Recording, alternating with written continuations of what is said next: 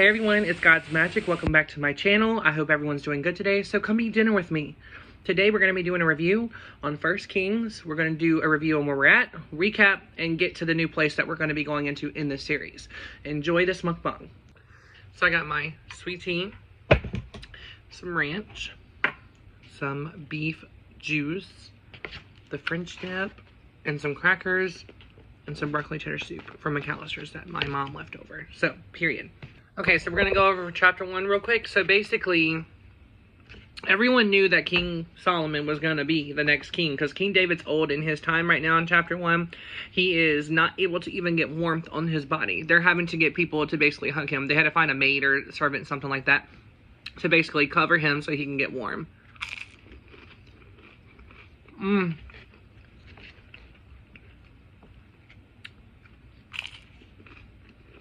Basically, the whole thing was going on, and everyone was kind of getting prepared for David's death because they had to go through with the anointing of the new king.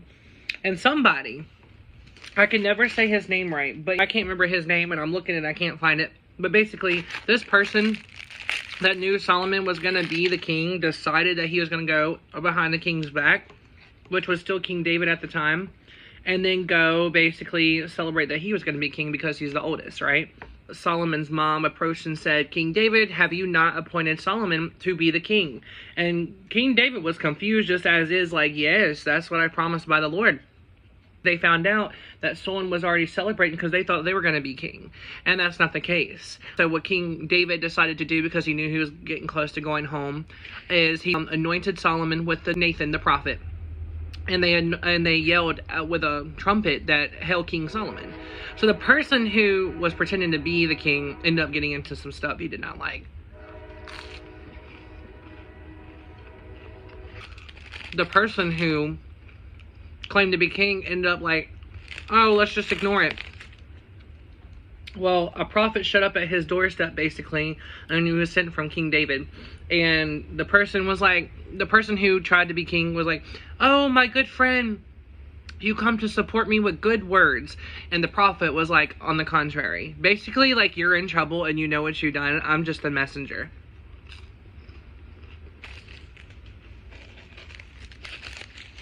And let me tell y'all, we're going to move on to chapter 2. After all of that, okay, the guy that basically pretended to be king is forgiven. They let it go. King David's already passed in chapter 2. Yeah, King David dies in chapter 2. And, so they're starting to get everything in order, and David's telling Solomon what to be aware of and to remember the Lord's, you know, commandments and make sure he stands by the Lord, so that way his kingdom can flourish for as amount of years as David's did.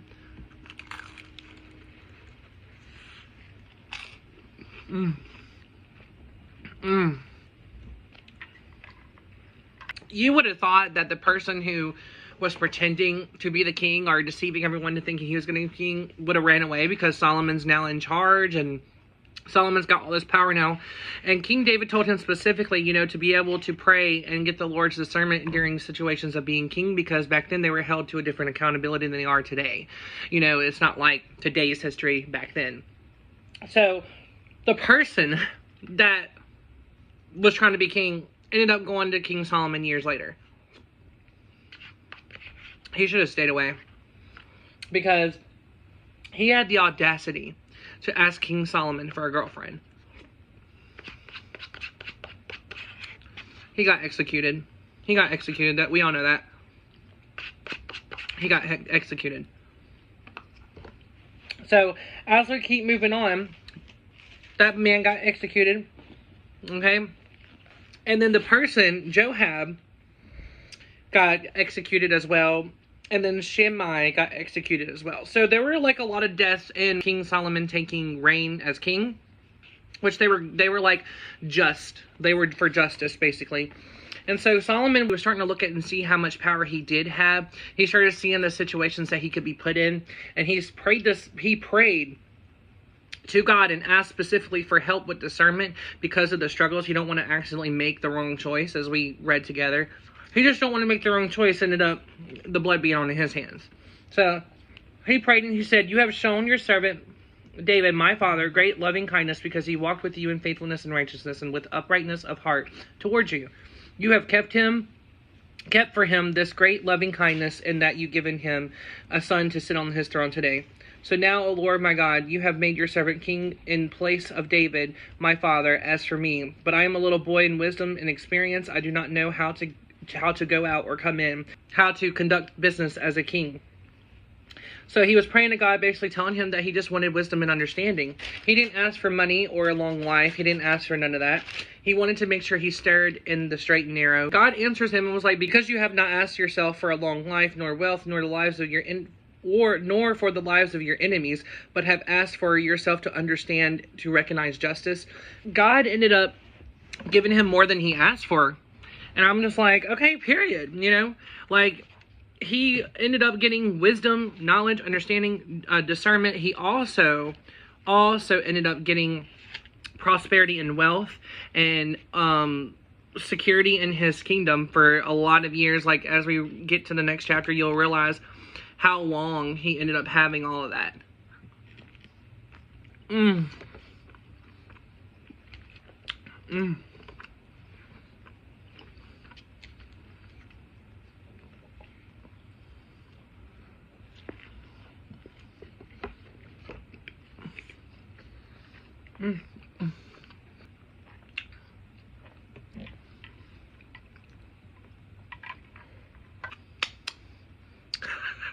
Okay, so Solomon received that gift from God, right?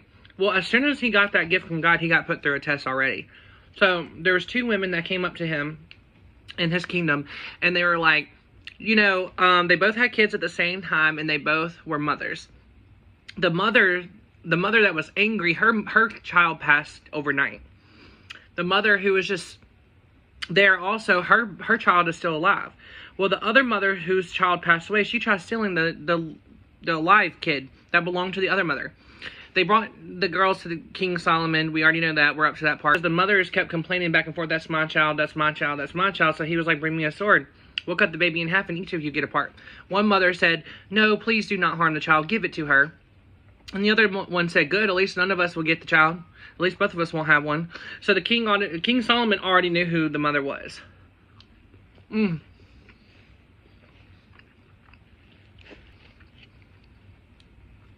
gave the baby to the right mother. So at the part we are now, which is chapter 4, basically it just goes over his officials. It goes over his house, his full house. And it goes over his wealth, his wisdom, and his prosperous life, and his power as a child of God. Then, chapter 6 is about his alliance with King Hiram. That's what was next. He kind of basically took his daughter, King Hiram's daughter, to marry in marriage, and basically that's what that's about in chapter 7.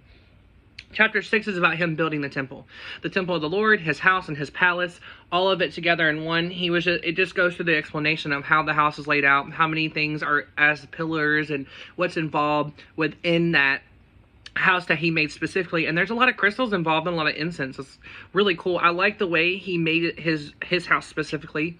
And there's a hallway that goes to his temple of the Lord where his incense altar is.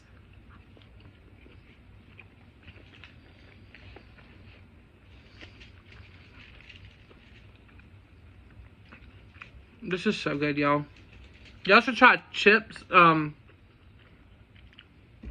Y'all should try Doritos and flaming crap. Y'all should try Doritos and freaking hot sauce. Tequila recommended it to me, and let me tell you something, I love it now. So basically, chapter 6, like I said, was going over the palaces and temples of the Lord.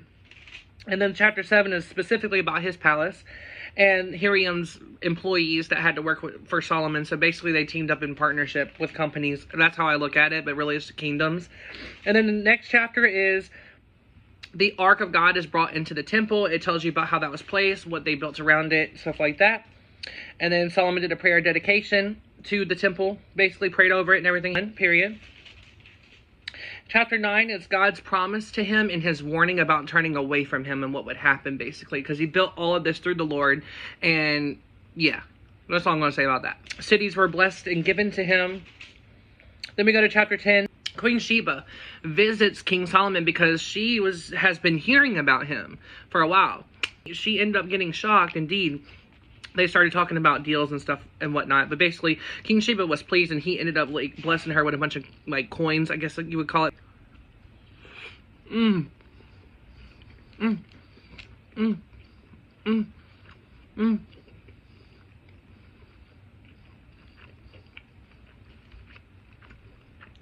And she was really excited to meet him, and she ended up going on her way, and he ended up like giving her a certain amount of, I think it was coins or servants or something like that. But the final chapter that we're getting on, this into chapter 11, where Solomon turns from God. So we are going to see what happens. And I hope this made sense of this little recap, because now that Queen Sheba has made her visit, now we're going to go into the deeper parts of this, you know, this chapter.